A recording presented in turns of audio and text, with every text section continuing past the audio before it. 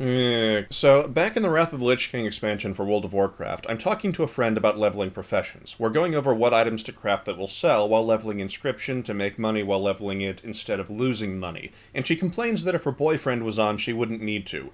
Her boyfriend having herbalism and he'd gather the materials for her. I tell her, well, you need to be financially independent anyway, and she says, I am financially independent, and I'm like, just 2 weeks ago, you told me your new boyfriend bought your epic flying mount training for your Death Knight.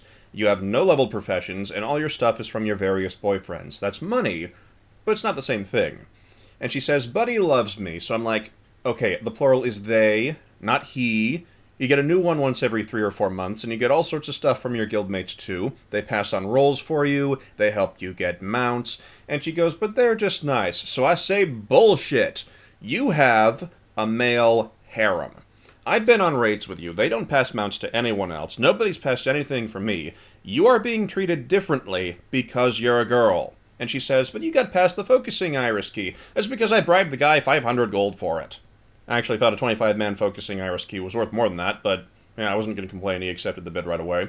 I was in a personal guild for bank space and raid hoboed my way around, so carrying a raid-wide Malagos attunement in Early Wrath was pretty useful. So we go through this conversation about benefits from playing up the girly girl routine, and she basically argues guys are taken more seriously in raids and battlegrounds, and the male benefit package outweighs the female one in regards to World of Warcraft. And I'm like, okay, well, try this. Make an alt, male, masculine name, you're not allowed to tell anyone you're a girl, no sending money from your main, no smiley face emojis, no calling people hun, and see how nice they are to you.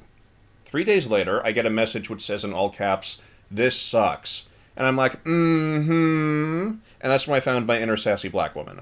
She says people are dicks to me, they steal loot, a rogue took a two-handed weapon to disenchant, what the fuck? But I did know some that were more lucid about what was going on. In one case, a paladin I knew randomly linked me The Rock, and complained she had enough to open a jewelry shop and it was eating bank space. Now, before Harris Pilton was added to the game, The Rock was the most expensive common quality gold sync item you could buy. It was a ring, it cost 100 gold, and apparently she had obtained about 20 of these. And she's like, this is annoying. And I'm like, well, you have a male harem. I don't want a male harem. Well, you're on an RP server, and you RP in Silvermoon, and you're a female blood elf, and you wear the Jade Plate set. It was going to happen eventually. This was before transmogs were added to the game, so RP gear was still pretty cheap. Now, at a later point, I'm talking to another paladin. She has the ambition of getting the Insane title, the one that comes from reputation grinding some obscure factions and is incredibly time-consuming and expensive. We're talking about optimizing the process, and we get to the point of the Ravenholt lockbox turn-ins that can only be farmed by a rogue. Now, this one's aware of what's going on and had been happy to use her male harem to help me out, so I ask her if her rogues will farm the lockboxes for her. She says, yeah, I can get people to farm the goblins with me, the rogues will farm the boxes too. I'm worried about the Darkmoon rep. So we're going over cost-cutting on buying decks versus buying cards and inscription information, etc., and around this time she compliments me on my knowledge of money management, and I jokingly say it's my cynicism 7th sense. And she says, I like my female 6th sense and boobs, they're really useful. And we get into a discussion of the value of having boobs versus the value of being good with money, and she's like, boobs. Boobs all the way, boobs make life so much easier. And I'm like, well, I can have boobs too.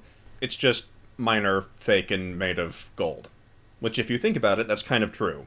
See, we had both obtained the Gurubashi Arena trinket on at least one character. She obtained it via her male harem. I bribed some randoms, usually hunters, 20 to 30 gold each time, to come with me and help me get the chest. Now, 20 to 30 gold, that was a lot at one point. Back in the olden days, that was enough to get people to travel to another zone. I also tipped very generously, usually doubling pay for efficient work or noobless sacrifices that had genuine effort. In terms of time expense, it had taken us both under a week to get the trinket. She wanted it for giggles, I wanted it for my rogue alt when he was leveling, since that was a PvP server. So we have this discussion about how money influences men versus how women influence men, since there are some things that are prohibitively difficult for most people to afford, but you may be able to get as a woman. She had pocket tanks and rogues that helped her do dungeons and the like, and the only reason she didn't have pocket healers was she was a holy paladin and didn't need any, whereas I gave myself easier leveling by sticking engineering on every character, leveling it to the cap as soon as possible, and carrying around a ton of goblin landmines and the like, plus the occasional bribe, which was expensive and not as good as a harem of male bodyguards. To me, she happily lent her harem if I needed it, but none of those guys would have done a thing for me if she hadn't played the I'm a charitable person and like helping people card on them, and then turned right around and messaged me about how they were dueling each other to impress her and if I had any new gossip about bribery. And let's be fair, that's got utility. In World of Warcraft, there were things that if I could get them with gold, it wasn't as efficient as getting them via boobs. The dynamic of the sweaty male harem is an interesting one. They work and sweat to do the bidding of their matron, committing large time and effort in return for small tokens of approval. But the same people would demand copious sums of gold to perform the same services on my behalf, sometimes treating me with open hostility unless their matron chastised them for this behavior. How convenient for me, I knew some matrons that were willing to lend me their slaves. This does range across all the spectrums. I've seen girls that seemingly had no idea what was going on, ones that were annoyed by it, ones that happily utilized it, ones that kept a low enough profile not to be affected by it, and I've also seen all of these inversed with a girl spending an unwholesome amount of effort on someone they just met. Of course, this is still only a small aspect of the much larger subject of economic opportunity in sociology. What's my point with all this? I don't know. I'm on painkillers. I'll see you next time.